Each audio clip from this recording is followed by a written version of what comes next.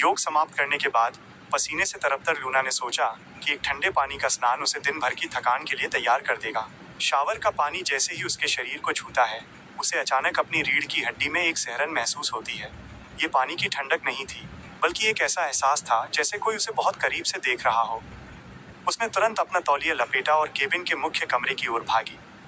दरअसल टावर से करीब 200 मीटर दूर घनी झाड़ियों के पीछे एक आदमी, जिसकी आंखों में एक अजीब सी चमक थी, वो एकटक लूना के टावर की ओर देख रहा था।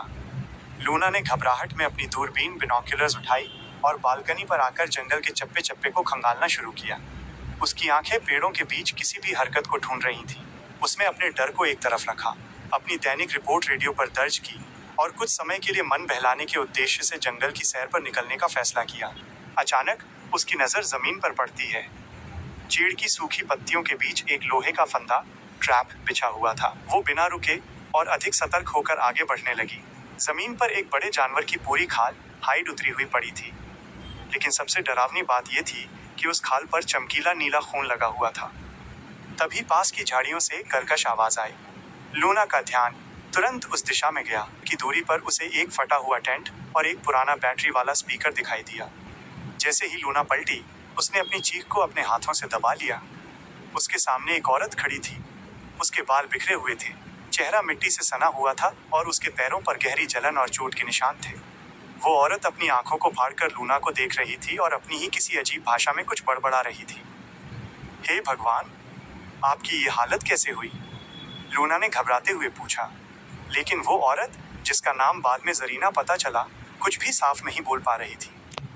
लूना ने जरीना का हाथ अपने कंधे पर रखा और उसे सहारा देकर धीरे धीरे टावर की ओर ले जाने लगी। वापसी के रास्ते में लूना ने एक और अजीब चीज देखी। जिस रास्ते से वो आई थी, वहां की जमीन का एक हिस्सा पूरी तरह से काला पड़ चुका था और झुलस गया था। जब वे टावर पहुंचे तो लूना ने जरीना को टावर की पहली सीढ़ी पर बैठाया। जरीना के पैर बुरी तरह सूज गए थे। तुम यहीं रुको, मैं ऊपर से मेडिकल किट और पानी लेकर आती हूँ, लूना ने कहा। वह तेजी से सीढ़ियां चढ़ने लगी। हड़बड़ी में उसका पैर बालकनी पर रखे सोलर पैनल से टकरा गया। लूना ने उसे पकड़ने की कोशिश की, लेकिन भारी पैनल सीढ़ियों से टकराता हुआ नीचे गिरा और पत्थरों पर गिरकर टुकड़ों में बिखर गया। उसने तुरंत कैप्टन को मैसेज भेजा। तारांकन कैप्टन, मुझे जंगल में एक घायल महिला मिली है। उसे तुरंत चिकित्सा सहायता चाहिए। 1 घंटे बाद कैप्टन अपनी टीम के साथ वहां पहुंचा। कैप्टन एक सख्त और अनुशासन प्रिय आदमी था। उसने जरीना की हालत देखी और अपने डॉक्टर को उसे संभालने का आदेश दिया। जरीना को स्ट्रेचर पर लिटाकर गाड़ी तक ले जाया गया। इसके बाद कैप्टन लूना की तरफ मुड़ा। उसकी आंखों में गुस्सा था। लूना, मैंने तुम्हें यहाँ इसलिए रखा है ताकि तुम टावर से जंगल की सुरक्षा करो, न कि खुद को खतरे में डालकर इधर उधर भटको। अगर उस औरत के साथ कोई हमलावर होता तो तुम अब तक जिंदा नहीं होती। लूना ने सफाई देने की कोशिश की। सर, वो मर रही थी और वहाँ कुछ बहुत अजीब है। अगली रिपोर्ट आने तक वो सोलर पैनल ठीक हो जाना चाहिए। उसने थोड़ा आराम करने का सोचा और केबिन में लेट गई। थकान इतनी थी कि उसकी आंख लग गई। जब उसकी नींद खुली तो बाहर अंधेरा छा चुका था। उसने देखा कि वो शाम की रिपोर्ट भेजना भूल गई है। वो घबरा कर उठी और रेडियो चेक किया। उसे डर था कि कैप्टन उसे बर्खास्त न कर दे। तभी रेडियो पर एक दूसरे रेंजर की आवाज़ आई, जिसने लूना को बताया कि वो चिंता न करे, उसने उसकी तरफ से रिपोर्ट मैनेज कर ली है। लूना ने राहत की सांस ली। वो नीचे पानी लेने गई तो उसे झाड़ियों के पास एक लावारिस बैग मिला। वो बैग ऊपर लेकर आई और जब उसने उसे खोला तो उसकी आंखें फटी की फटी रह गईं। उस बैग में कोई कपड़े या पैसे नहीं थे, बल्कि उसमें दर्जनों रंग बिरंगे और चमकीले पत्थर थे। वे पत्थर ऐसे थे जिन्हें उसने पहले कभी नहीं देखा था। उनमें से एक धीमी रोशनी ग्लो निकल रही थी। उसी समय उसके एक पुराने दोस्त का फोन आया। लूना ने उसे पूरी बात बताई। उसके दोस्त ने उसे समझाया, लूना, डरो मत, तुमने एक जान बचाई है, यही सबसे बड़ी बात है।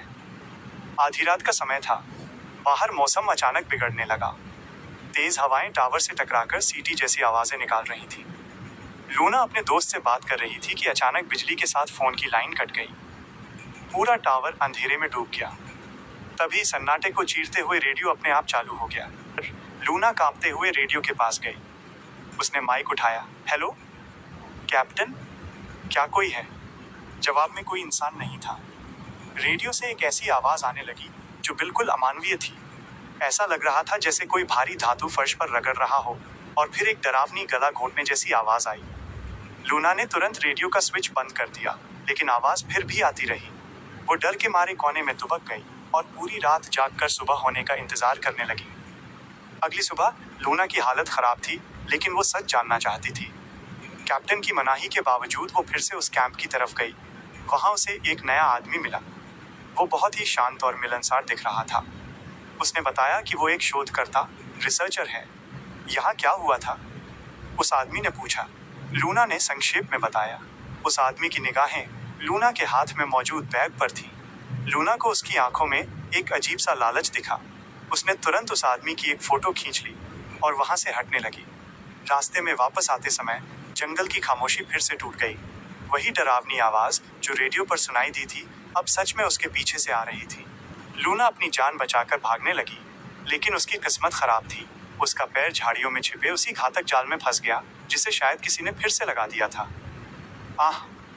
लूना दर्द से चिल्लाई। उसका पैर खून से लथपथ था। तभी वही शोधकर्ता वहां आया। उसने मुस्कुराते हुए कहा, मैंने कहा था ना, यहाँ अकेले घूमना खतरनाक है। उसने लूना का जाल से पैर निकाला, लेकिन उसकी पकड़ बहुत सख्त थी। लाओ, वो बैग मुझे दे दो। मैं तुम्हें टावर तक छोड़ देता हूँ, उसने कहा। लूना को याद आया कि उसने इस आदमी को कभी टावर के बारे में नहीं बताया था। तुम्हें कैसे पता मेरा टावर कहाँ है? उसने कांपते हुए पूछा। उस आदमी के चेहरे के हाव भाव बदल गए। उसकी आवाज भारी और डरावनी हो गई। तुमने ही तो बताया था लूना। लूना समझ गई कि ये कोई इंसान नहीं, बल्कि कोई बहरूपिया या शिकारी है, जो उन पत्थरों के लिए किसी भी हद तक जा सकता है। उसने अपनी जेब से पेपर स्प्रे निकाला और उसकी आंखों में झोंक दिया, लेकिन उस आदमी ने अपनी आंखें भी नहीं झपकाईं। उसने लूना का हाथ मरोड़ा और उसे घसीटने लगा। तभी जंगल की दूसरी तरफ से कैप्टन के दो वफादार सिपाही गोलियों की आवाज के साथ वहां पहुंचे। उन्होंने स्थिति देखी और चिल्लाए, लूना को छोड़ दो। एक सिपाही ने उस बहरूपिये पर तीर से निशाना साधा, लेकिन वो आदमी इतनी तेजी से हिला कि तीर खाली निकल गया। वो आदमी एक जानवर की तरह उस सिपाही पर झपटा और उसकी गर्दन पकड़ ली। लूना ने देखा कि उस आदमी के हाथ से वही नीला खून निकल रहा था जो उसने उस खाल पर देखा था। उसने सिपाही की जेब से वो चमकदार पत्थर निकाला और एक भयानक चीख मारी। वो पत्थर उस आदमी के शरीर में समाने लगा और देखते ही देखते उसने सिपाही को वहीं खत्म कर दिया। कैप्टन का दूसरा सिपाही लूना को उठाकर टावर की ओर भागा। लूना पीछे मुड़कर देखती रही। वो बहरूपिया अब एक भयानक आकृति में बदल चुका था। उसकी आंखें नीली चमक रही थीं